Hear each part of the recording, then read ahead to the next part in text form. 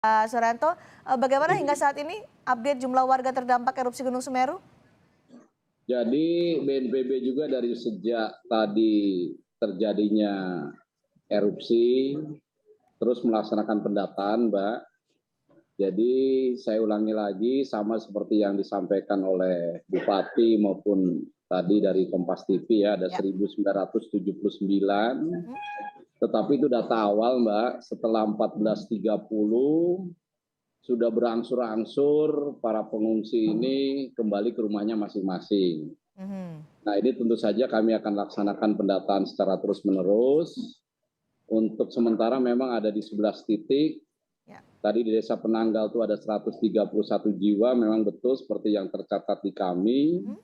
Tersebar. Nah, yang terbanyak ini catatan dari kami ada di kantor Kecamatan Candipuro. Ini ada sampai 600 jiwa. Saya langsung berkoordinasi dengan Pak Bupati barusan terkait dengan kebutuhan logistik yang diperlukan. Memang sementara 1-2 hari ini pemerintah Kabupaten Lumajang sudah siap, tetapi karena sudah menetapkan status tanggap darurat selama 14 hari, pemerintah pusat juga akan turun segera dalam kesempatan pertama. Tentu saja pemerintah pusat turun ini dengan membawa bantuan, baik terkait dengan anggaran maupun logistik yang diperlukan. Demikian, Mbak Cindy. Baik, Pak Suryanto, ada berapa wilayah yang terdampak? Seluas apa dampak dari awan panas guguran Semeru kali ini? Jadi yang kami catat memang ini lebih kecil daripada saat tahun kemarin ya, tapi sementara ada 4 kecamatan yang terdampak. Kecamatan Pronojiwo, Kecamatan Rowo Kangkung, Kecamatan Candipuro, Kecamatan Pasirian. Sementara yang terdata desanya ada 7 desa. Nah, tetapi ini kan masyarakat ini sudah punya pengalaman ini. Dan satu hal yang bisa menjadi pelajaran bagi penanganan bencana di tempat lain adalah tepatnya dilaksanakan relokasi, Mbak Cindy. Sehingga yang sekarang sudah direlokasi ada 2.000 unit rumah, ya ada 1.956, tepatnya hampir 2.000 yang sudah direlokasi dan sudah ditempati sekarang tidak terdampak.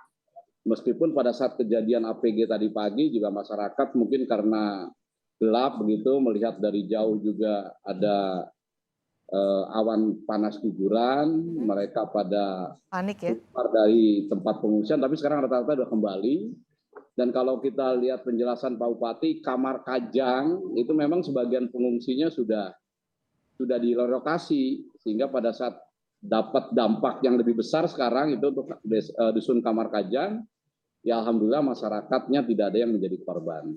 Demikian. Jadi sudah tidak ada lagi yang berada di zona bahaya sampai malam ini ya, Pak Suryanto? Tidak ada lagi yang di zona bahaya, dan memang yang harus diwaspadai kan ini musim hujan. Ya. Hujan ini membawa lahar panas menjadi lahar dingin, langsung turun ke bawah ke tempat-tempat aliran lahar. Kalau di tahun 2021, Desember 2021, ingat, itu aliran lahar itu sampai mengenai kampung. Itu dulu namanya ada kampung Renteng itu. Karena apa? Karena aliran laharnya itu mengarah ke situ. Nah, ini kan sekarang sudah diperbaiki. Sehingga aliran lahar dinginnya ini ke tempat yang aman. Nah, diharapkan untuk masyarakat itu tidak boleh melaksanakan aktivitas kegiatan radius 500 meter dari sempadan aliran sungai itu. Demikian, Mbak. Pak Suryanto, sampai malam ini belum ada laporan korban terkait dengan awan panas guguran Semeru ya? Sementara untuk korban jiwa nihil, Mbak. Mudah-mudahan tidak ada tambahan laporan, karena sekarang kan kondisinya dari PPMBG juga sudah mulai reda. Sejak 14.30 gempanya sudah mulai menurun, meskipun statusnya tetap awas gitu ya, status yang paling tinggi. Tentu saja nanti dilihat dari ahlinya, ya Badan Geologi akan memantau terus perkembangan Gunung Semeru ini.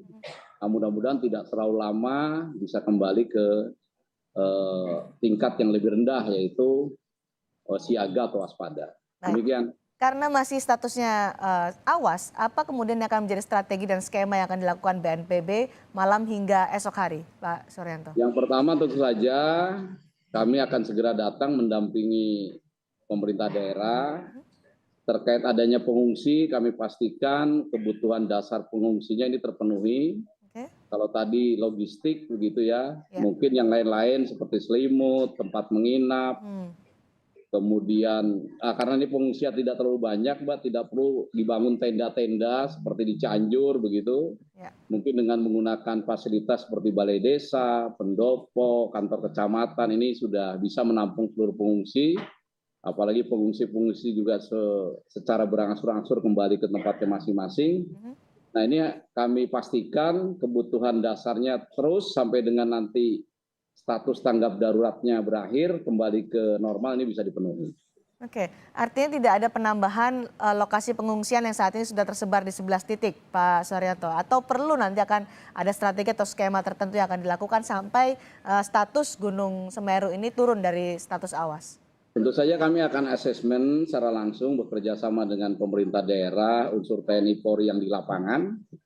Kira-kira 11 titik ini sudah memadai atau belum, atau perlu ditambah lagi. Tetapi berdasarkan pengalaman APG 2021, jumlah pengungsian ini lebih sedikit, Mbak. Sehingga saya yakin pemerintah Kabupaten Lumajang sudah punya pengalaman dalam menangani pengungsi yang lebih banyak. Tentu saja sekarang lebih sedikit, mudah-mudahan dan pasti lebih baik. Demikian. Mudah-mudahan situasi juga lebih baik dan semakin membaik. Terima kasih Letjen Suryanto, Kepala BNPB, sudah bergabung bersama kami di Sapa Indonesia malam hari ini. Terima kasih, Mbak Dini.